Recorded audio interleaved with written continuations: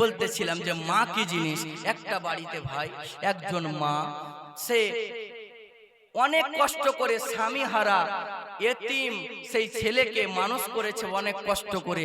একদিন, 2 দিন, 3 দিন করে লালন পালন করতে করতে যখন বাচ্চাকে লালন পালন লোকের বাড়িতে চায়ে চিনতে মানুষ করেছে, এবার বাচ্চার বয়স যখন আপনার কিনা 27 হয়ে গেছে, মা কিন্তু আল্লাহর কাছে দোয়া করে প্রত্যেক দিন, আল্লাহ তুমি আমার ছেলেকে একটা চাকরি নসিব করে দিও, আমার ছেলেকে একটা চাকরি নসিব করে দিও। আল্লাহ পাক মায়ের দোয়া তো কোনোদিন ফেলে না, মায়ের দোয়া কবুল করে নিয়ে চাকরি হয়ে গেছে, বলুন সুবহানাল্লাহ। আর যেমনই চাকরি হয়ে যাওয়া, বাচ্চা বলতে আছে মা আমার তো চাকরি হয়েই গেল, তো চাকরি যখন হলো তাহলে এক কাজ করো, চাকরির পরে পরে বিয়েটা দিয়ে দাও। কি ব্যাপার, এখানে কথা কেন বলছেন গো? আমার কানে আসছে যে কথাগুলো, একটু মেহেরবানি করে আর আধা ঘন্টা চুপ থাকেন না তো আমি ছেড়ে দিচ্ছি, ছেড়ে দেবো। আচ্ছা তাবারক আসছে, আমি বলছি ওকে, এটা আপনারা একটু মনোযোগ দিয়ে শুনেন, আর বিরক্ত করবো না। তো জনম দুঃখিনী মা করলো কি, যখন বাচ্চার বয়স 27 হয়ে গেছে, বাচ্চাকে বিয়ে দিবে, তো বাচ্চা বলছে মা আমি একটা মেয়েকে লাভ করি, মানে ভালোবাসি, আমি ভালোবাসি। তো মা বলছে বেটা রে, আমি এত তোমার মা, লোকের বাড়িতে চেয়ে চিনতে তোমাকে মানুষ করলাম, আমার কত আশা ছিল যে আমি একটা ভালো দেখে বৌমা খুঁজবনি, তোমার বিয়ে দেব। তা বেটা যখন তুমি পছন্দই করেছো, যাও তোমার পছন্দই রাজি হয়ে গেলাম। এটা মা স্যাক্রিফাইস করে, করে না? কম্প্রোমাইজ মা করে, কিন্তু বাচ্চা কিন্তু করতে চায় না। মা বলছে ঠিক আছে বেটা তার সঙ্গে বিয়ে দেব। বলে ঠিক আছে মা। বিয়ে দেওয়ার দিন ধান সবকিছু হয়ে যাবার পরে বিয়ে পড়ানো কমপ্লিট হয়ে গেল। বিয়ে পড়ার কিন্তু 6 মাস পরে এবার আপনার বাচ্চাকে তার বিবি বলতে আছে, মানে ছেলেকে তার বউ বলতে আছে, স্বামী গো তোমার মা যে প্রত্যেক দিন রাত 12টা হলে খং খং করে কাশছে, এই কাশি আর ভালো লাগে না, তোমার মাকে বৃদ্ধাশ্রমে রেখে আসো, তোমার মাকে বৃদ্ধাশ্রমে রেখে আসো। ছেলেও মনে মনে চিন্তা করছে, তাই তোরে ঠিকই তো বলছি, রাত 12টা হওয়া মাত্র মা শুধু খং খং করে কাশছে, একে আর এই ঘরে রাখা যাবে না, এক কাজ কর বৃদ্ধাশ্রমে রেখেই তো আসবি, তো তার আগে মাকে কিছু ভালো মন্দ খাওয়া। বলে তাই না, কি বললে? হ্যাঁ। জনম দুঃখিনী মাকে ডেকে বলে মা, বলে বেটা কি হলো বলো। বলে মা গো তোমাকে একটা কথা বলতে চাই। বলে বেটা কি কথা বলো। বলে মা আজকে তোমার মনের কি কোনো তামান্না আছে, তোমার মনে কি কোনো স্বাদ রয়েছে? মা বলো তুমি কি খেতে চাও বলো। বাচ্চা বলছে মা বলো। মা বলছে বেটা রে আমাকে গোশ লাগবে না, আমাকে মাছ মাংস কিচ্ছু লাগবে না, তোরাই যেটা খাবি আমি মা সেটা খাবো। বাচ্চা বলতে আছে মা এই কথা আর শুনবো না, বলো বলো তুমি কি খেতে চাও বলো। তখন মা মনে মনে চিন্তা করছে, যখন ছেলে এত কষ্ট করে বলছে মা কি খেতে চাও বলো, মা বলছে বেটা রে তাহলে এক কাজ কর, আমার জন্য একটু খাসির মাংস রান্না কর, একটুকু আমার জন্য একটুকু তেঁতুল দিয়ে মাছের টক রান্না কর। মা যেমনই বলা ছেলে দৌড়তে দৌড়তে বাজারে চলে গেল, আর বাজারে গিয়ে সুন্দরভাবে মাছ মাংস কিনে নিয়ে এলো। বিবি রান্না করে জনম দুঃখিনী মার যেন আগে দিয়ে দিল।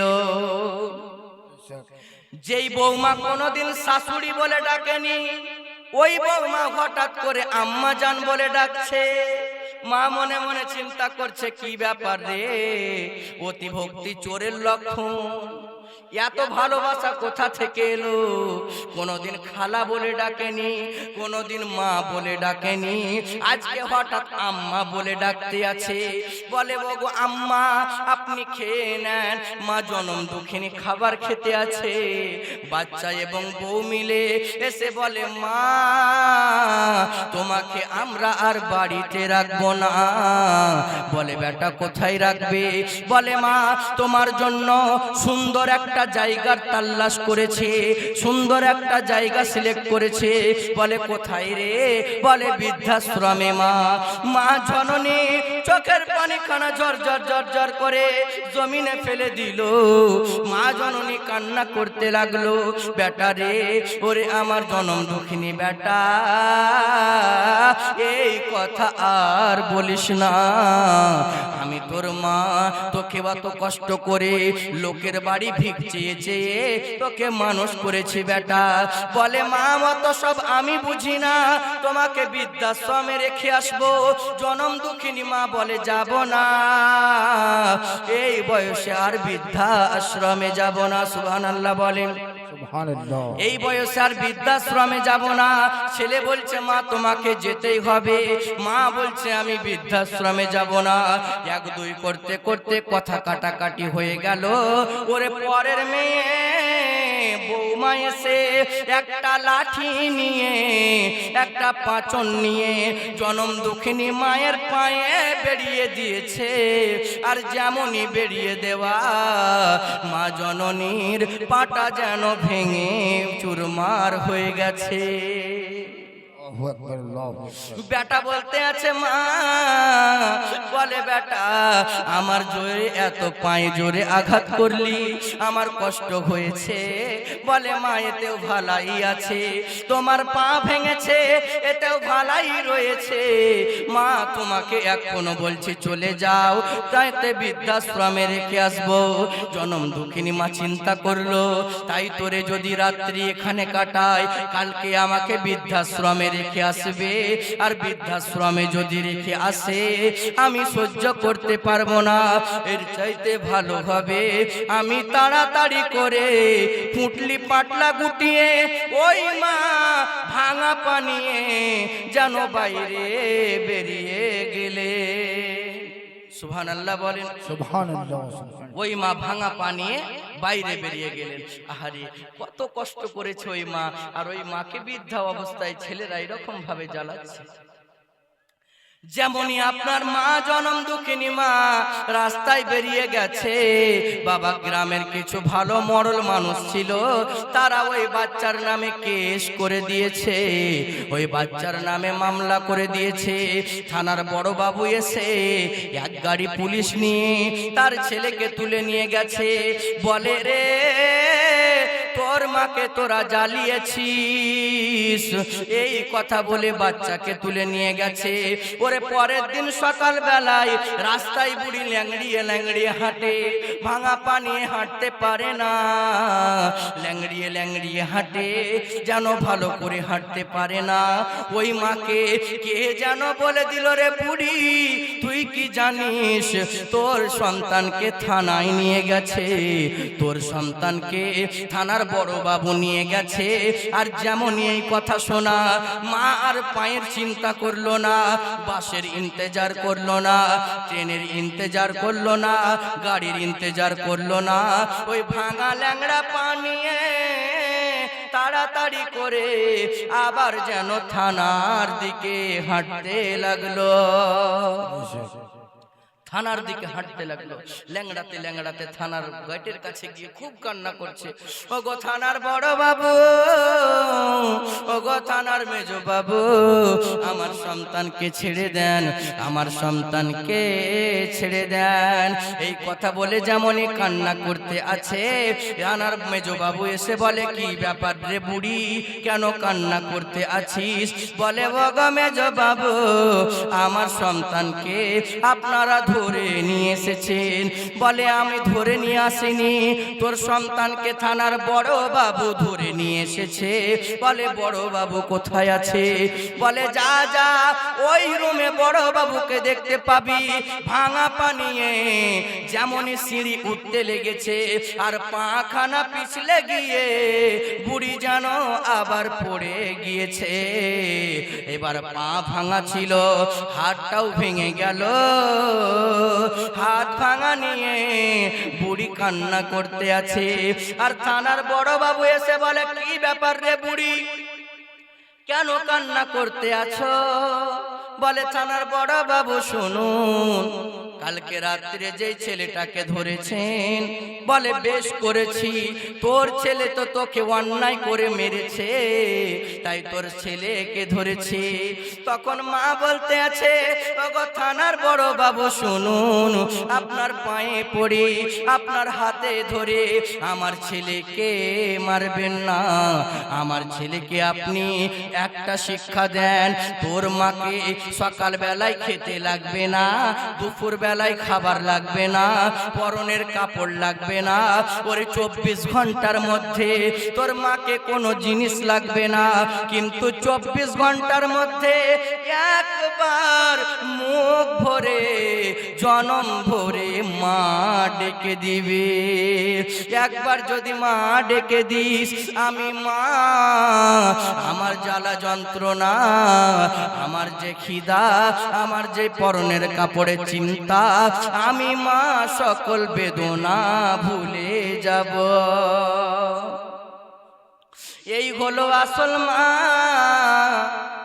যারা এত কষ্ট করার পরে সন্তানের খুশিতে খুশি। বাচ্চা নিজের ভুল বুঝতে পেরে মায়ের পায়ে পড়ে গেল, ওগো জনম দুঃখিনী মা, আমাকে ক্ষমা করে দাও, আমাকে মাফ করে দাও, পরের মেয়ে বৌমার কথা শুনে আমি তোমাকে আজকে কষ্ট দিলাম, তোমাকে দুঃখ দিলাম। মা বলে, বেটা রে, তুই ভুল বুঝেছিস, এর চাইতে আর কিছু দরকার নাই, তুই নিজের ভুল যখন নিজে বুঝতে পারলি, আমার মন বলে বেটা তো শুধরে যাবি, বেটা তো কামিয়াব হবে। আল্লাহর দরবারে যেমন হাত তুলে মা দোয়া করে দিয়েছে, আর ছেলে যেন কবুল হয়ে গেছে। এই হলো মা, যে বিনা স্বার্থে সন্তানদেরকে ভালোবাসে, হাতে পায়ে তেল মাখা মা, দিল শক্ত করি আর প্রসাব পায়খানা আমরা মায়ের কোলে করি, করি কি করি না? তবু না মা রাগ করিল, ভিজল গুয়ে মুতে, আর সন্তানকে সুখা রাখিয়া নিজে থাকবি যাতে। তবু না মা রাগ করিল, ভিজল গুয়ে মুতে, সন্তানকে সুখা রাখিয়া নিজে থাকবি যাতে। আবার সন্তানের অসুখ হলে পাডাকে গো আল্লাহ বলে রে, আমায় আল্লাহ নিয়ে যেও, সন্তানের নিও না, দুঃখের দরদি আমার জনম দুঃখী মামা, গর্ভধারণী মা, জনম দুঃখিনী মা, দুঃখের দরদি আমার জনম দুঃখী মা। মায়ের কাঁদন যাবদ জীবন, 2-4 মাস বোনের কাঁদন রে, আত্মীয় স্বজনের কাঁদন কয়েকদিন পর থাকে না, দুঃখের দরদি আমার জনম দুঃখী মামা, গর্ভধারণী মা, জনম দুঃখিনী মা, দুঃখের দরদি আমার জনম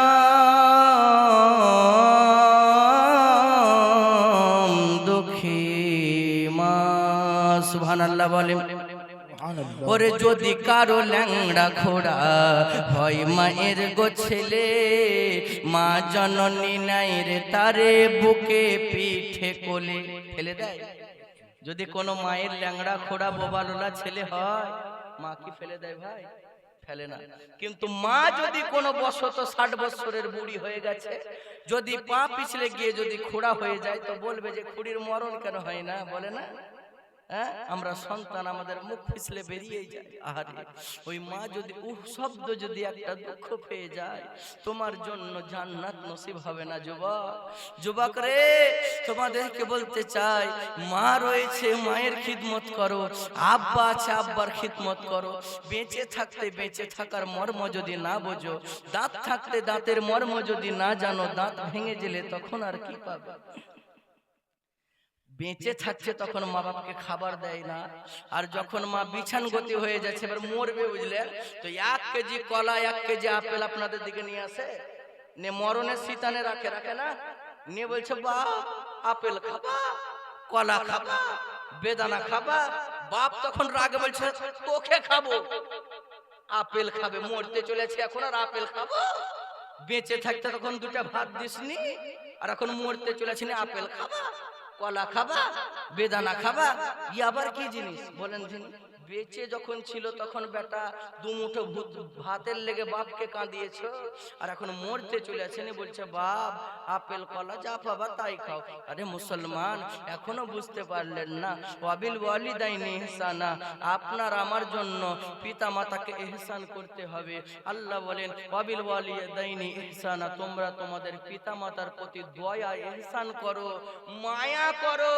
ওই মা যেই মায়ের পাকে যদি ধরে চুম্বন করে দেওয়া হয় কবুল হজের সব পাওয়া যাবে। বলুন ওরে যদি কারো ল্যাংড়া খোড়া হয় মায়ের গো ছেলে, মা জননী নাই রে তারে বুকে পিঠে কোলে, বিদেশে বিপদে যাহার সন্তান মারা যায়, পশু পাখি জানার আগে আগে জানে মায়, বিদেশে বিপদে যাহার সন্তান মারা যায়, পশু পাখি জানার আগে আগে জানে মায়। তাই আব্দুর রহমান কেঁদে বলে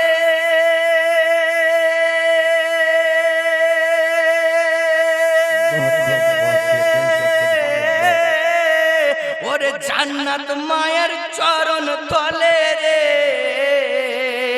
আব্দুর রহমান কেঁদে বলে জান্নাত মায়ের চরণ তলে রে, তোরা দেখ বুখারী হাদিস খুলে করছে নবী ঘোষণা, দুঃখের দরদি আমার জনম দুঃখী মামা, গর্ভধারণী মা জনম দুঃখিনী মা, দুঃখের দরদি আমার জনম দুঃখী মা।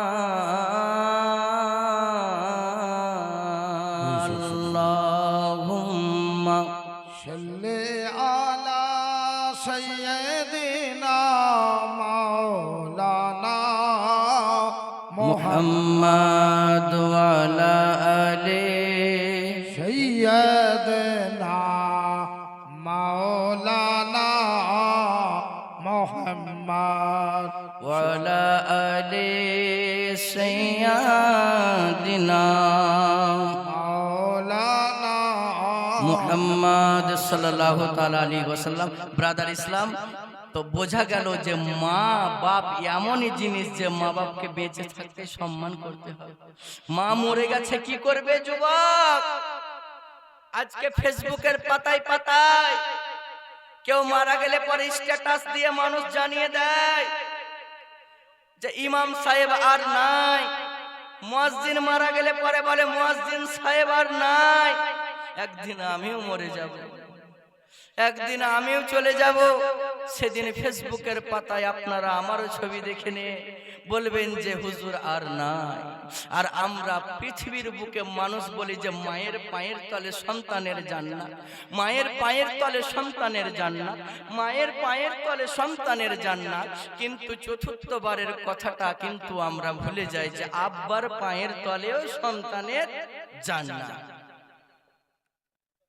আজকে আমরা আফসোস একটাই যে আমরা কেউ মাকে ভালোবাসলে বাপকে বাসি না, বাপকে বাসলে পরে মাকে বাসি না। এই যুবক আর বক্তব্য দিকে যাচ্ছি না, রিকোয়েস্টের 2টো গজল আছে আপনাদেরকে বলে দিব, তারপরে ইনশাআল্লাহ বক্তব্য ইতি হয়ে যাবে। আপনারা শুনবেন না ছেড়ে দেবো বলে? শুনবেন? রিকোয়েস্টের আব্বার জন্য বাপদের জন্য একটা গজল বলবো, আর ইনশাআল্লাহ নবীর শানে একটা বলবো নাতে রাসূল, ইনশাআল্লাহ বক্তব্য ইতি হয়ে যাবে। আব্বার জন্য আজকে পৃথিবীর বুকে যেই মানুষটার কথা আমরা কিন্তু বলি না, কে সেই মানুষটা? কে সেই মানুষটা? যেই মানুষটা দেখবেন সারা দিন ক্লান্ত পরিশ্রম করার পরে সন্ধ্যাবেলায় বাজারের থলিটাকে নিয়ে দেখবেন সন্তান সন্ততির মুখটাকে দেখে মিচকি হাসে, তার নামই বাবা। হ্যাঁ, বাবা তুমি কেমন আছো? মুহাব্বতে বলুন আনন্দ। বাবা তুমি কেমন আছো? অন্ধকার কবরে তোমার কথা হৃদয় মাঝে পড়েছে বারে বারে। বেশক বেশক সুবহানাল্লাহ। বাবা তুমি কেমন আছো? ছোট মাটির ঘরে তোমার কথা হৃদয় মাঝে পড়ছে বারে বারে। বাবা গো বাবা, বাবা গো বাবা। সুবহানাল্লাহ বলেন। সুবহানাল্লাহ। কত আদর কত স্নেহ তোমার কাছে পেলাম, সব কিছু হারিয়ে আজকে নিঃস্ব হয়ে গেলাম। যাদের আব্বা নাই তারাই জানে আব্বা নাই থাকার কত যে যন্ত্রণা, কত যে বেদনা। আব্বা থাকলে পরে বাচ্চার অনেক সম্মান হয়। আমার নবী বলেছে বাবা হলো পিলার আর মা হলো ছাদ, দুটোর মধ্যে একটা না থাকলে পরে বাড়ি ঘর বরবাদ। কত আদর কত স্নেহ তোমার কাছে পেলাম, সব কিছু হারিয়ে আজকে নিঃস্ব হয়ে গেলাম, সব কিছু হারিয়ে আজকে নিঃস্ব হয়ে গেলাম। ভালোবাসি তোমায় বাবা, ভালোবাসি তোমায় বাবা, বুকটা যে যাই ছিঁড়ে। ভালোবাসি তোমায় বাবা, বুকটা যে যাই ছিঁড়ে।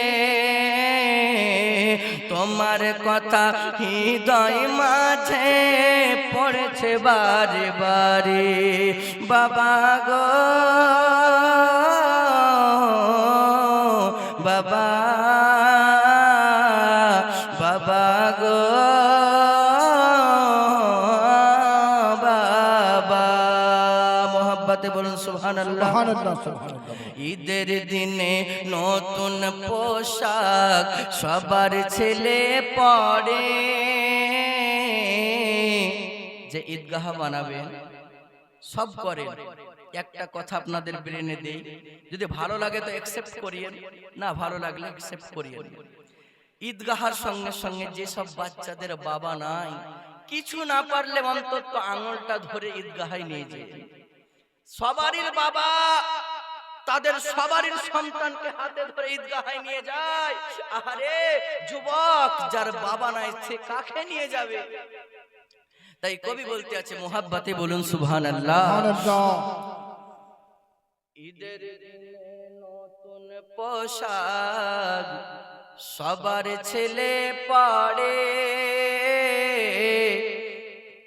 নাই যে আমার বাবা দয়াল পিঁধব কেমন করে, নাই যে আমার বাবা দয়াল পিঁধব কেমন করে। ভালোবাসি তোমায় বাবা, ভালোবাসি তোমায় বাবা, এই দিলের ভিতরে চোখের পানি ফেলে ফেলে কাঁদি তোমার তরে। বাবা গো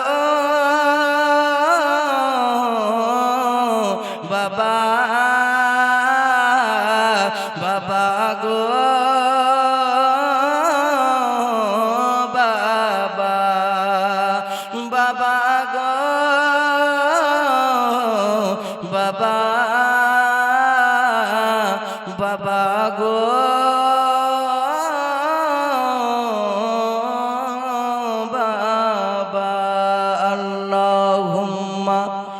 सल्ले आला सय्यिदना मौलाना मोहम्मद वाला अहले सय्यिदना मौलाना मोहम्मद সাল্লাল্লাহু তাআলা আলাইহি ওয়াসাল্লাম। একটা গজলের ফরমাইশ ছিল, ইনশাআল্লাহ শেষ এটাই। মুহাব্বতে বলুন সুবহানাল্লাহ। जगमग जगमग मंजर है और भीगी भीगी रात है, अरे महका महका मौसम है और भीगी भीगी रात है। जगमग जगमग मंजर है,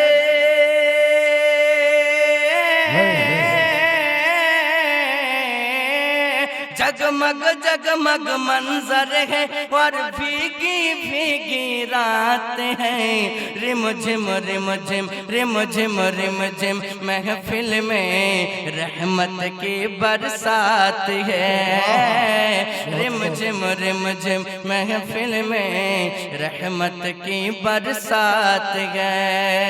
मोहब्बत बोलूं सुभान अल्लाह। दोनों आलम से सुंदर और बागे जन्नत से बेहतर, दोनों आलम से सुंदर और बागे जन्नत से बेहतर, दोनों आलम से सुंदर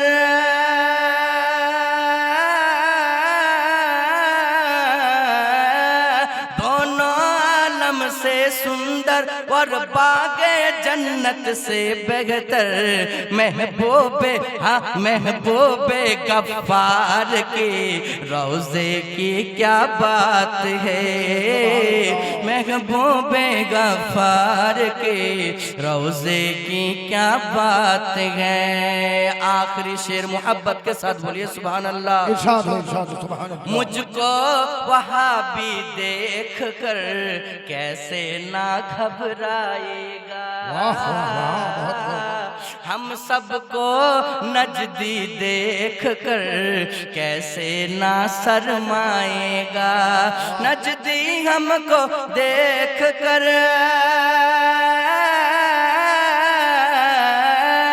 नजदी हमको देख कर हज कैसे ना घबराएगा। मेरे आला हजरत का साया सबके साथ है। मेरे आला हजरत का साया सबके साथ है।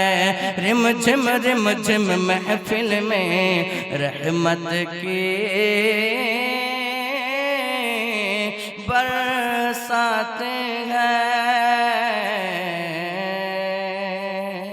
जय हो बाबा।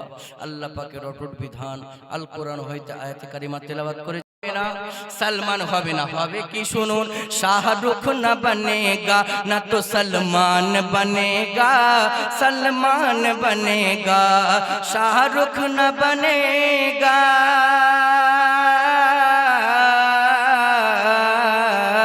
शाहरुख न बनेगा न तो सलमान बनेगा, न तो सलमान बनेगा। ए बच्चा मेरा हाफिज कुरान बनेगा, कुरान बनेगा। ए बच्चा मेरा हाफिज कुरान बनेगा, कुरान बनेगा। আব্দুর রহমান মোহরি সাহেব 1000 টাকা দান করেছে। আল্লাহ পাক আমার নামে নাম গো আব্দুর রহমান মোহরি সাহেব 1000 টাকা দান করেছে। আল্লাহ পাক যেন এনার দানকে কবুল করেন। সকলে মিলে বলুন আমিন। আরে গো চুমে সেই মাটি মদিনার গো চমকাবে নসিব আমার গো। চুমে সেই মাটি মদিনার গো, চুমে সেই মাটি মদিনার গো। বিসমিল্লাহ বলে তুমি ধরো হাল, আল্লাহি আল্লাহ বলে তোলো পাল, বিসমিল্লাহ বলে তুমি ধরো হাল। আল্লাহি আল্লাহ বলে তোলো পাল, দেরি করো না মিছে আর গো, চুম্ব সেই রওজা মুস্তাফার গো, চমকাবে নসিব আমার গো, চুমে সেই মাটি মদিনার গো। সুবহানাল্লাহ বলেন। সুবহানাল্লাহ সুবহানাল্লাহ।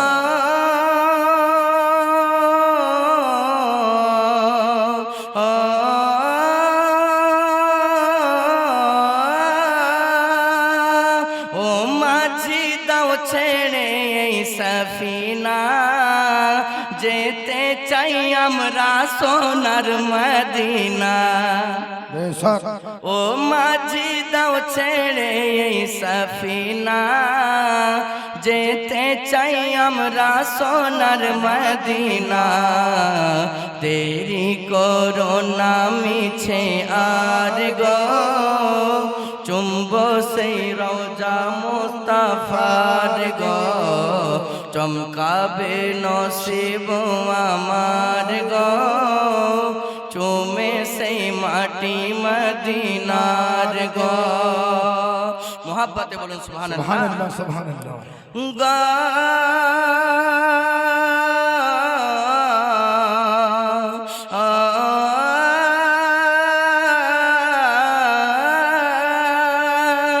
দেখলে সেই নূর নবীর রওজা খানা, দো চোখি হতে আমায় হবে না।